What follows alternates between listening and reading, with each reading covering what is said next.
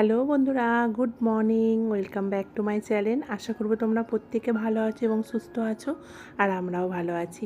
আমার নতুন আরেকটি ব্লগে তোমাদের সকলকে আরও একবার ওয়েলকাম। তো বন্ধুরা, এখন বাজে 11টা। তো 11টা থেকেই একটা ভিডিও স্টার্ট করছি। উঠেছি 5:30টার সময়। তো বন্ধুরা, এখন যেহেতু বাড়ির কাজ চলছে, মিস্ত্রিরা না সকালবেলায় কাজে আসছেন, ওই 5:30টা পৌনে 6টার মধ্যে কাজে চলে আসেন।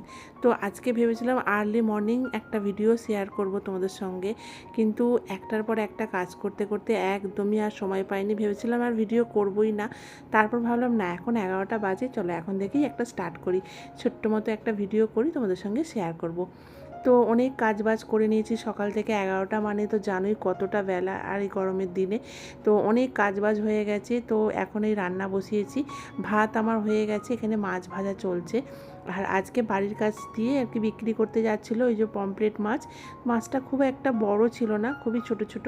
তো মাছটা নিয়েছিলাম, আর মাছটা না 1:30টার সময় নিয়েছি, আর মাছটা যখন কাটা বাছা করলাম তখন বাজে প্রায় 10টা 10-15। তো একটু কেমন হয়ে গেছিলো, তো খুব একটা খারাপ ছিল না। আর বাবু তো পমফ্রেট মাছ খায় না, ও কোনো সামুদ্রিক মাছই খায় না বন্ধুরা। তো বাবুকে বললাম তাহলে একটু তুই গিয়ে কাটা মাছ নিয়ে আয়, মানে ও কাটা রুই ছাড়া কিছুই মাছ খায় না। তো একটু এই বাড়ির সামনে থেকে গিয়ে কাটা রুই নিয়ে এসেছিলো। তো প্রথমে বলছিল মা আনবো না, তুমি আমাকে একটা ডিম করে দেবে। আমি বললাম না না, তুই এই গরমে রোজের ডিম না ভালো না, তুই একটু মাছ নিয়ে আয়, একটু মাছ দিয়ে ভাত খাবি বলে ওকে পাঠিয়েছিলাম। তো একটু গিয়েছিলো, একটু দরকারও ছিল, আমিই যেতাম। তারপর ওকে বললাম তুই চলে যা, আমি বাড়ির সমস্ত কাজবাজ করে নিচ্ছি। তো ওই গিয়েছিল, গিয়ে মাছ টাছ সমস্ত কিছু নিয়ে এলো। আর আজকে সকালে আমরা ব্রেকফাস্ট করেছি, ছাতু খেয়েছি।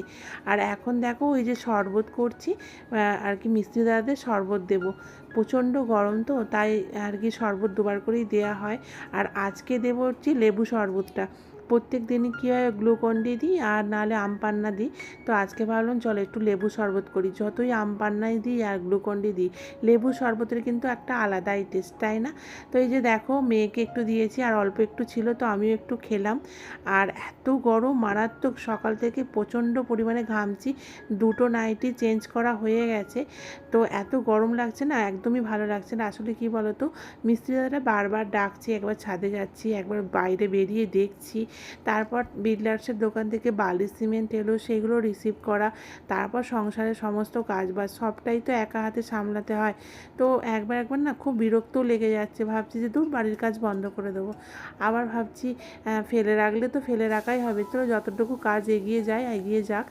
তো এই যে দেখো, আজকে রান্নাবান্না একদমই সিম্পল করছি, গরমের মধ্যে একদম তরকারিপাতি খেতে ভালো লাগছে না। আর এই যে দেখো, মাছটা নিয়ে এসেছি। আর এই মাছের আর কি ঝোলটা না আমার মেয়ের খুব ফেভারিট ছিল একটা সময়। আমার মেয়ে যখন নার্সারিতে পড়তো, মানে যখন খুব ছোট ছিল, তখন একদমই অন্য কিছু খেতে চাইতো না, ওই আলু সেদ্ধ আর এটা হালকা করে একদম করে দিলে এই মাছের ঝোল দিয়ে ভাত খেত।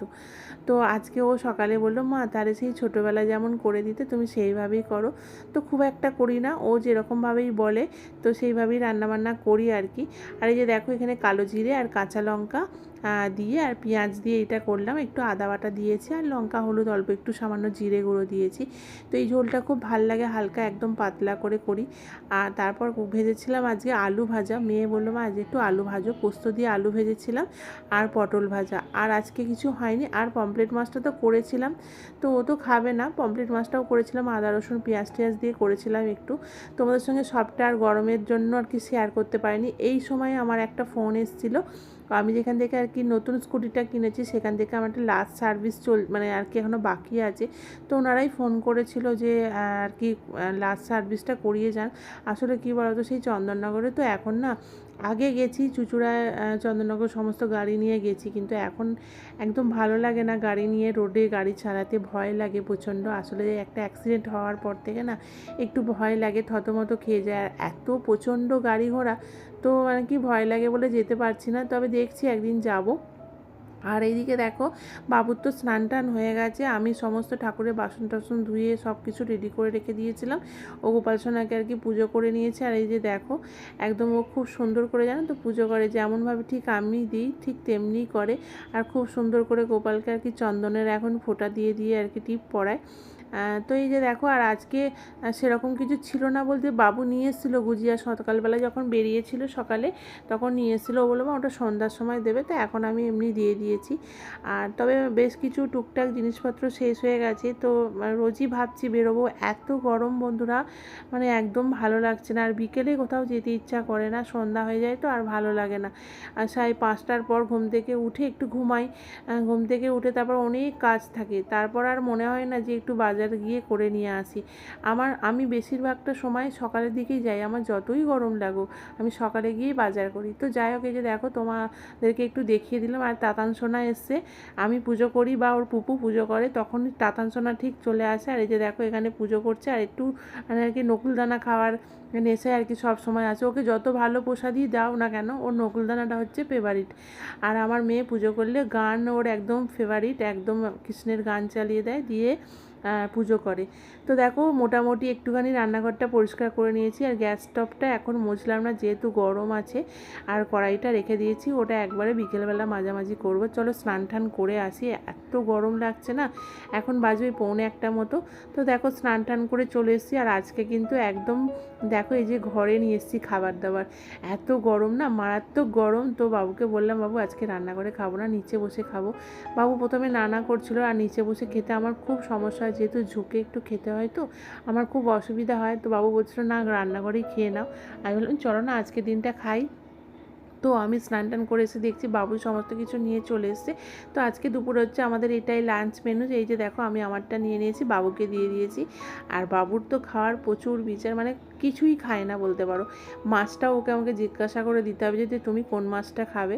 তো আর মাছ কিন্তু আমাদের খুব ভালো করে ভাজতে হয়, নাহলে আমার বাবু একদম মাছ খেতে চায় না। তো যাই হোক বন্ধুরা, এই যে দেখো খাবার দাবার খেয়ে নিয়ে এখন তো এবার একটু রেস্ট করব, আবার বিকেলের সমস্ত কাজবাজ করবো। বাবুকে এখানে জিজ্ঞাসা করছি একটা লঙ্কা দেবো, কাঁচা লঙ্কা। তবে জানো তো আমার থেকে বাবু খুব ঝাল খায়। আমি হয়তো কোনো তরকারিতে বললাম বাবু ঝাল হয়েছে, আমার একদম ভালো লাগছে না, ও তখন বলে কি না না ঝাল তো হয়নি। তো যাই হোক, এই যে দেখো, আর আমি এখানে একটা পেটি মাছ নিচ্ছি বলে বাবু বলছে মা তুমি কেন পেটি মাছ নিচ্ছ। আমি বললাম না ঠিক আছে চলো। তো গুড ইভিনিং বন্ধুরা, এখন বাজে 6টা। তো উঠেছি অনেকক্ষণ, 5টার সময় উঠে গেছি, উঠে পুরো ছাদে গিয়ে জল দিয়েছি, প্লাস্টার হচ্ছে না, আর পুরো একদম বালতি করে করে জল তুলে অনেক বালতি জল তুলে দিয়েছি। আজকে খুব কষ্ট হয়েছে বন্ধুরা। তো হাজব্যান্ড বলছে একটা মোটরের ব্যবস্থা করতে, ওইভাবে বালতি করে করে জল দিতে হবে না। আসলে কী বলো তো, ওটা তো লোহার সিঁড়ি, খুব ভয়ে ভয়ে উঠতে হয় আর কি। তো যাই হোক, ছাদে প্লাস্টারে জল দিয়ে এলাম। আসলে এত মারাত্মক গরম না, মানে জল সঙ্গে সঙ্গে টেনে নিচ্ছে, একটু ভালো করে জল দিতে হবে।